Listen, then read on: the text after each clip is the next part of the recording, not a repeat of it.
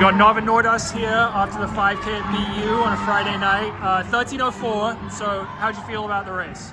Not what I hoped for. I hoped for world standards of 13, but a 5K is a 5K. Even though you race at Boston University, it's still a 5K. It's 25 laps. It was really tough mentally and muscular when past 3K, and I just couldn't maintain the form and the pace really. So it was tough, but that's how a 5K is, and you can't expect it to feel easy even though you're at the fast track. Yeah. Was this your first time racing on Boston University? First time in Boston, so it's a really good track, bouncy track, but you have to stay on your toes, because once you fall apart and your form falls apart, then it doesn't matter, it's still hard. Yeah, because I know everyone's like, oh, you run here, you automatically get a big PR or whatever. Yeah, it's not magic. I mean, if you're on your toes, then it's a good bounce in the track, trampoline effect, but once you fall apart, then it's just as tough as outdoors. Yeah. So I saw in the entries you were listed under Melbourne Track Club. So have you changed your coaching situation? Like, can you explain that?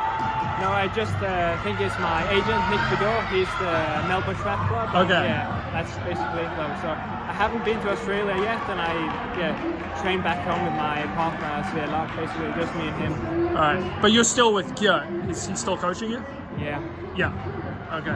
Where have you been, like, recently? Like, where'd you come in from? Have you been in Altitude Camp or coming from Norway? We were in South Africa for 3 or 4 weeks, and then went straight to Germany, Karlsruhe, and just raced there straight out of professional training, and that was quite tough. And then went back home, did a time trial last weekend, and then just came here on Wednesday, straight from my hometown. Yeah. And what's the plan for the rest of the next few months, I guess? What do they look like for you? I have to see, but in 2 weeks' time, then it's Europeans. But I just have to see how I recover after this, and then hopefully race there, the 3K, and we'll see. But it's really tough right now. The standard is extremely high. There are loads of guys running sub 7:30, so really have to be at your best.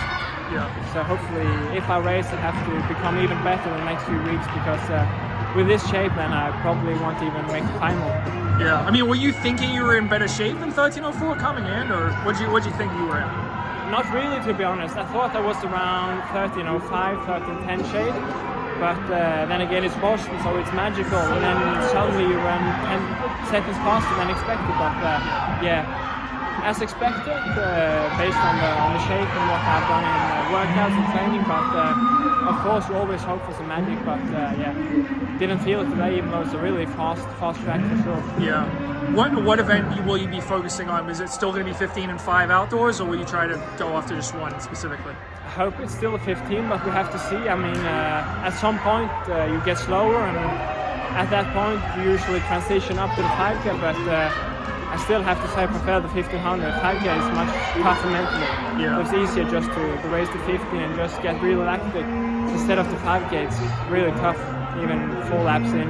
Yeah. I know that Gjert's trial is scheduled for later, in a few weeks from now. Is that going to be a difficult thing for you, still getting coached? Like, how's that going to work on your end? Just have to see, of course. It's tough for all parts, but just have to see. I mean, it's going to be challenging for everybody, so you have to make some, just have to see what to do. Will you be back in Norway for that, of course, when you train? Yeah.